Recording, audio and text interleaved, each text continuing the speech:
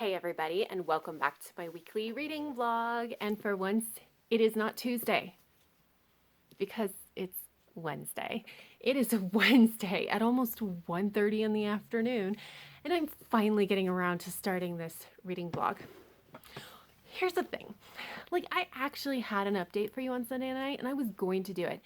And then I didn't. And then I thought, Monday. Monday's a great day. I'll start it then. And then I didn't. And then yesterday, I was like, really, I'm going to. And then I had a headache, so I went to bed early. It's just been a thing. It's just been a thing. So I do have some amount to update you on. Also, I wasn't reading a ton. Let's be real. But first up, Against the Dark by Carolyn Crane. This is an adult romance. Basically, we have our two main characters. One is, honestly, I don't even remember, Angel. Spoiler alert for how I felt about this book. So Angel is a safecracker. She used to be a safecracker. She got out of the girl gang, went straight, but somebody who was important to her was kidnapped. She gets back together with the gang to rob this one guy. She gets found out by one of the security guards, Cole. Cole happens to be an undercover agent looking for some evidence against the odd Angel's target. And so, because he found her out, and she's like one of the very few people that can crack his safe, he blackmails her into fake dating. And I DNF'd this. I DNF'd this around I want to say 56. Because there was a whole lot of telling and not showing. I did not appreciate that, especially when don't tell me about emotions, show me the emotions. And it was just like, especially because it's a romance, please.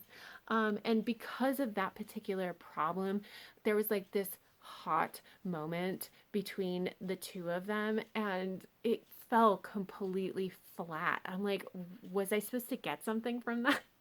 Because I didn't. And so it was not good.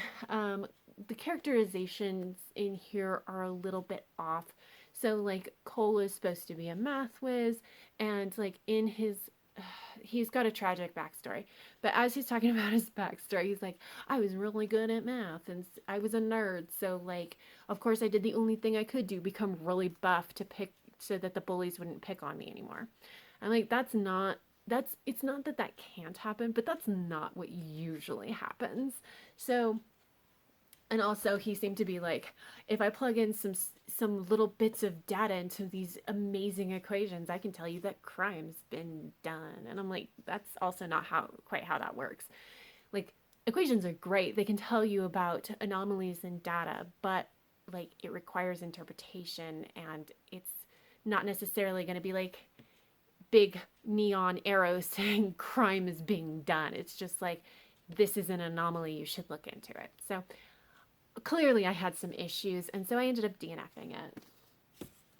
And then I started Twisted by Dabiri, and this is a nonfiction. It's the Tangled History of Black Hair Culture. It's a series of essays from Dabiri, and I was not expecting it to be quite so academic. It's not academic, that's not the right word, but I'm not quite sure how to describe it. It's a little bit more formal, I guess.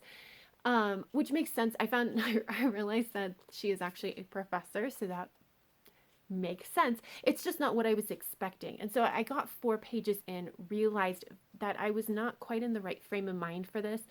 I really want to have the attention span and focus to really be able to take in what Dabiri is saying. And I didn't quite have it at that point, which I think I started this on Monday. So I only made it 4 pages in before I was just like, I just don't think this is quite right for me. And so I ended up starting The 7.5 Deaths of Evelyn, Hardcastle by Stuart Turton.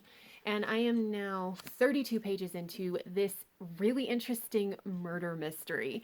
So it's a murder mystery with a twist, basically, that the back says, Evelyn Hardcastle will die every day until Aidan Bishop can identify her killer and break the cycle. But every time the day begins again, Aiden wakes up in the body of a different guest, and some of his hosts are more helpful than others.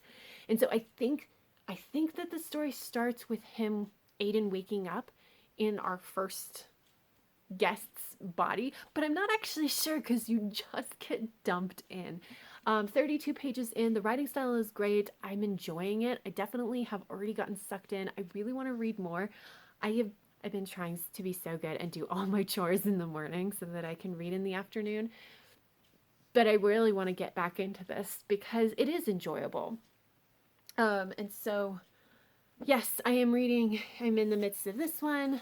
I'm technically in the middle of this one. And like, as I recognize that I have the enough brain cells for this book, I will read it. So it'll probably be a little bit slow going, but for now I'm going to focus on 7.5 Deaths of Evelyn Hardcastle. I'm not really sure how everything is going. Like I have a lot of chores to get done this week. Like I just have a lot of stuff that needs to get done. And so while I would love to sit and read all day, that's realistically not going to happen. So I don't actually know how much reading is even going to get done in the rest of the week. I don't know. You guys will find out as we progress through this reading vlog. I really hope that I do get to read though, because like I said, it definitely sucked me in and I'm very curious. So that's it for this update. Bye. Hey everybody, it is now Saturday night at 10:10 because of course we're going to wrap this up late. But I did want to let you know where I am with all of my reading for this week. So we are going to start in the easy spot, and that is with Twisted by Emma Dabiri, and I have made no progress. I never got to a point this week where I really felt like my focus was like I had enough focus to do this book justice, so I just didn't pick it back up yet. I'm really hoping that things will calm down because what I did read, I made it 4 pages in, and what I did read was really interesting. So I would like to be able to get back to it. The next one is The 7.5 Deaths of Evelyn Hardcastle by Stuart Turton, and I am now 200 pages in, and this is a really interesting book. It's really like a very plot-driven kind of book, and the plot unfolds in really, really interesting ways. I'm also finding that even though I don't love any of the characters that I've met, I do find it really interesting because each day Aiden wakes up in a different body.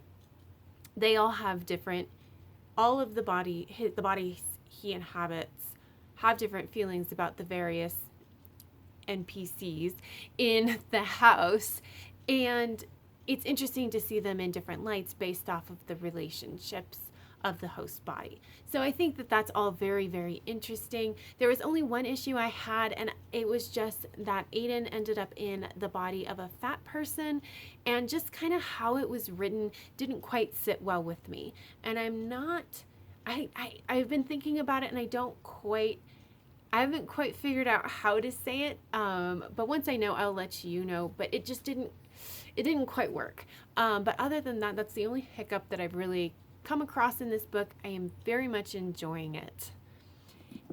And then I added another book to the mix, and that is Foundryside by Robert Jackson Bennett. And this is the first book in a fantasy series, and we're following our main character of Sansia, who is a thief. And she is tasked with getting this very heavily guarded object, only before she hands this object over to the people who asked her to steal it, she finds out it's this very, very powerful artifact where like if it goes in the wrong hands, it'll like bend reality or something very similar to that. And so Sansia decides to not give it back, and instead goes underground, ends up finding a series of unlikely allies, and I guess starts a revolution of sorts. I'm not entirely certain. I am only 25 pages in. I started this today. It is a buddy read with Julie. And so I wanted to start it today, but I didn't want to get too far ahead. And so I stopped at page 25. Now, because I'm only 25 pages in, obviously I don't have a ton of opinions other than Robert Jackson Bennett's writing style is pretty easy to read. And that's about all I have. Everything with the characters and the setting, I'm just not far enough in to have enough information to feel like I have an opinion. But there you go. So that's where I'm at with this one. This one will probably take a while to read. I'll probably be reading it all through next week. I'm hoping to finish this one pretty quickly because I would like to read this one. This one has been very good. And then, like I said, I would like to, once I have the focus, I will be absolutely demolishing this book, I am sure. But that's it. I didn't read a ton this week, predominantly because I had other things that I needed to prioritize this week. It was the first week of summer vacation, so like ensuring that like we figure out the routines at home with me, the kids, everything. That was obviously a big priority. And of course, we also, because it's summer, we also decided to start tackling some of the projects around the house that we have been putting off for a really long time, like multiple years. We're finally deciding to fix him. And so this week, my attention just needed to be elsewhere, so I wasn't reading as much. Now, usually I'm pretty good about that. Like, I understand that sometimes I need to not prioritize reading. This week was a little bit harder because these were all things that I was really excited about, and I started reading, and I was really enjoying them when I was reading. And so I'm trying not to like be too sad, but I am going to try to find time next week to read and like figure out my schedule so that I have reading time. That's the plan anyway. But that is all I have. So let me know down below if you have any thoughts or feelings about what I'm reading. If you would like to let me know what you're reading, I would love to hear. But that is all I have. So if you like this video, please give it a thumbs up. And until next time, have happy reading, and I will see you in the next video. Bye.